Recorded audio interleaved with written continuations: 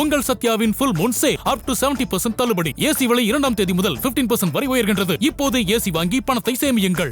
Iran Israel போரால் மேற்காசியாவில் பதற்றம் தொடரும் நிலையில் பிரதமர் நரேந்திர மோடி தலைமையில் பாதுகாப்பிற்கான அமைச்சரவை ஆலோசனை கூட்டம் நடைபெற்றது. அமெரிக்காவும் இஸ்ரேலும் இணைந்து ஈரானுக்கு எதிராக கடந்த பிப்ரவரி 28ஆம் தேதி போரை தொடங்கின. இந்த போரில் ஈரான் நாட்டின் உச்ச தலைவர் அயதுல்லா அலி காமேனி உள்ளிட்ட பல முக்கிய தலைவர்கள் உயிரிழந்தனர். இதனையடுத்து ஈரான் கடும் பதிலடியை கொடுக்க தொடங்கியது.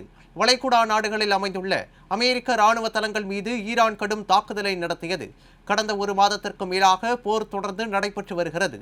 இதனால் சர்வதேச அளவில் எரிபொருள் தட்டுப்பாடு அதிகரித்துள்ளது. இந்த நிலையில் பாதுகாப்பிற்கான மத்திய அமைச்சரவை குழு கூட்டம் பிரதமர் நரேந்திர மோடி தலைமையில் டெல்லியில் நடைபெற்றது. டெல்லியில் பிரதமரின் அதிகாரப்பூர்வ அலுவலகத்தில் நடைபெற்ற இந்த கூட்டத்தில் பாதுகாப்புத்துறை அமைச்சர் ராஜ்நாத் சிங், உள்துறை அமைச்சர் அமித்ஷா, நிதி அமைச்சர் நிர்மலா சீதாராமன், வெளியுறவுத்துறை அமைச்சர் எஸ் ஜெய்சங்கர் உள்ளிட்டோர் பங்கேற்றனர். மேற்காசியாவில் தொடரும் போர், அதனால் இந்தியாவில் ஏற்பட்டுள்ள தாக்கங்கள், நாடு சந்தித்து வரும் பிரச்சனைகள், அதற்கான தீர்வுகள் உள்ளிட்டவை குறித்து இந்த கூட்டத்தில் அமைச்சர்களுடன் பிரதமர் மோடி விரிவான ஆலோசனை நடத்தினார். மேலும் ஈரான் போரால் ஏற்பட்டுள்ள நெருக்கடியை சமாளிக்க வேண்டிய நடவடிக்கைகளை உடனடியாக எடுக்க வேண்டும் என இது குறித்து தீவிரமாக ஆலோசனை நடத்தப்பட்டது.